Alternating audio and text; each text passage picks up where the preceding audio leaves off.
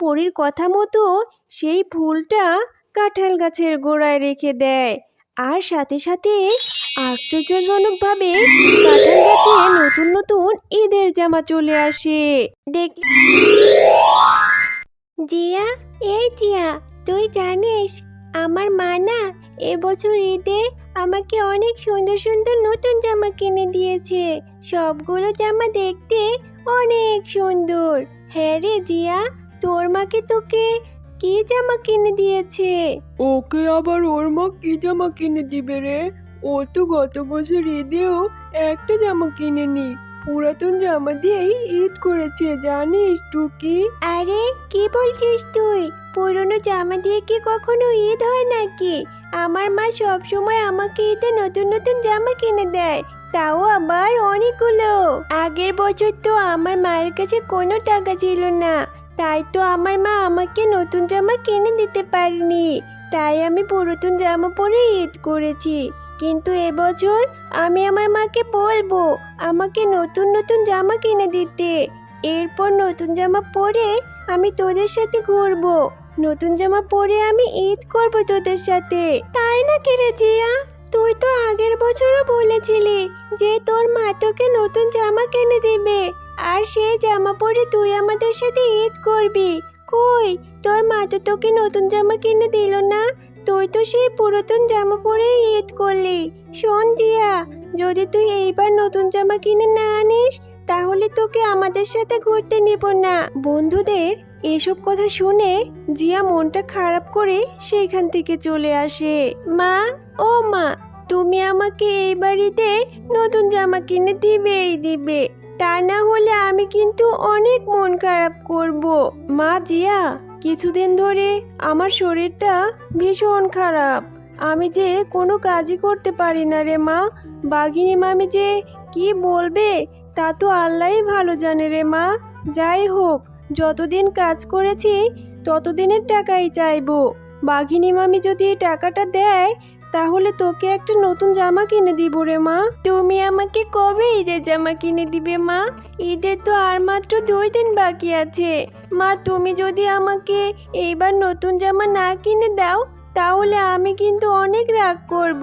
রাগ করে আমি বাড়ি ছেড়েই চলে যাব, আর কখনোই বাড়িতে আসবো না মা। মারে, তুই কষ্ট পাস না, আমি বাঘিনী মামির থেকে টাকাটা এনে তোকে নতুন জামা কিনে দেব। বাঘিনী মামি, আজকের মতো তো আমার সব কাজই করা শেষ। বাঘিনী মামি, একটা কথা ছিল, আমি যে কদিন কাজ করেছি সে কদিনের টাকাটা যদি দিতেন তাহলে আমার খুব উপকার হতো। আমার মেয়েটা নতুন ঈদের জামা কিনে দেওয়ার জন্য বায়না ধরেছে। আমার মেয়েটা রাগ করে বসে আছে বাঘিনী মামি, ও চাইছে এবার নতুন জামা পরে ঈদ করবে। ঈদের যে আর মাত্র 2 দিন বাকি আছে। বাঘিনী মামি, আপনি যদি টাকাটা দিতেন তাহলে আমার বড় উপকার হতো।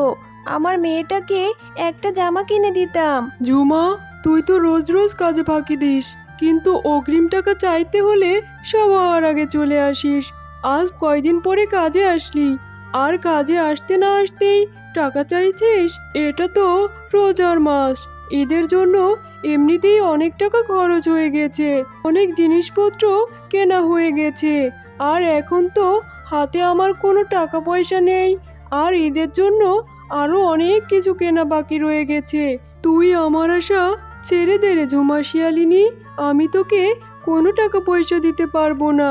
তুই যদি তোর মেয়েকে জামা কিনে দিতে চাস তাহলে অন্য কোথা থেকে ব্যবস্থা করে নে, আমি তোকে কোনোই টাকা দিতে পারবো না রে ঝুমা। বাঘিনী মামি, আপনি তো অনেক টাকার কেনাকাটা করেছেন, আর আমি তো সামান্য কিছু টাকাই চাইছি আপনার কাছে। এই টাকাটা আপনি আমাকে দিতে পারবেন না? বাঘিনী মামি, এই টাকাটা যদি আপনি আমাকে দেন তাহলে আমার অনেক উপকার হয়। ঝুমা, তুই এত কথা কেন বাড়াচ্ছিস বলতো? আমার টাকা আছে তাই আমি শপিং করেছি, তোর টাকা নেই তুই কেনাকাটা করবি না?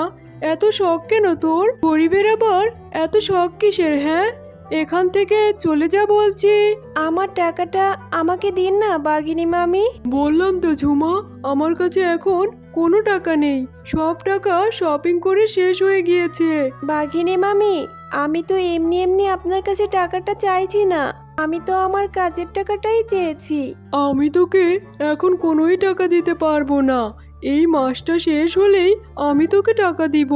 এখন বাকি কাজগুলো করে এখান থেকে যা তো। মেয়েটাকে যে কথা দিয়ে এসেছি যে কাজ থেকে ফিরে মেয়েটাকে নতুন জামা কিনে দেব, কিন্তু বাঘিনী মামি তো আমাকে কোনোই টাকা দিল না। এবার আমি আমার মেয়েটাকে কি বলবো, কি জবাব দিব? এবার আমি আমার মেয়েটাকে নতুন ঈদের জামা না কিনে দিলে আমার মেয়েটা যে অনেক কষ্ট পাবে। মা, তুমি চলে এসেছো? আমি তোমার জন্য কতক্ষণ ধরে অপেক্ষা করছিলাম। তুমি না বলেছিলে কাজ থেকে ফিরে এসে নতুন জামা কিনে দেবে?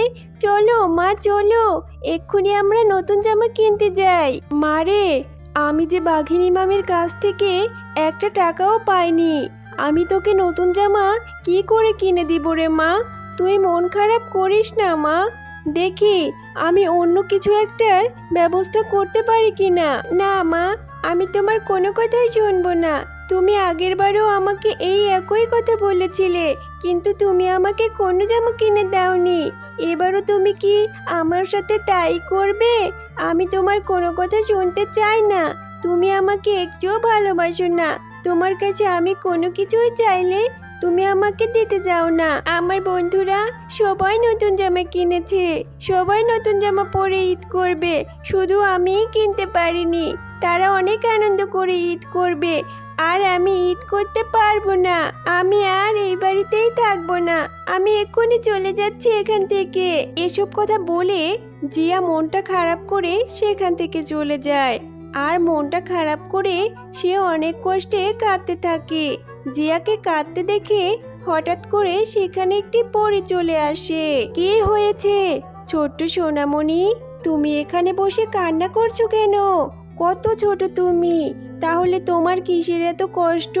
তুমি আমাকে বলো। এরপর জিয়া পরীটাকে সব ঘটনা খুলে বলে। ও, এই ব্যাপার, তুমি মন খারাপ করো না। এই নাও জাদুর ফুল, এই ফুলটা তুমি তোমাদের বাড়িতে উঠানে যে কাঁঠাল গাছটা রয়েছে সেই কাঁঠাল গাছের গোড়ায় রেখে দিবে। এরপর দেখবে তোমার মনের সব ইচ্ছা পূরণ হয়ে যাবে, তোমার সকল কষ্ট দূর হয়ে যাবে। এরপর জিয়া পরীর দেওয়া সেই জাদুর ফুলটা নিয়ে খুশি মনে বাড়িতে চলে আসে। আরে জিয়া, তুই কোথায় গিয়েছিলি মা? সেই যে রাগ করে চলে গেলি, এরপর তোকে আমি কত খুঁজেছি, তোকে তো কোথাও পেলাম না মা। তুই কোথায় গিয়েছিলি? আর হ্যাঁ, তোর হাতে ওটা কিসের ফুল? মা, এই ফুলটা না আমাকে একটা পরী দিয়েছে।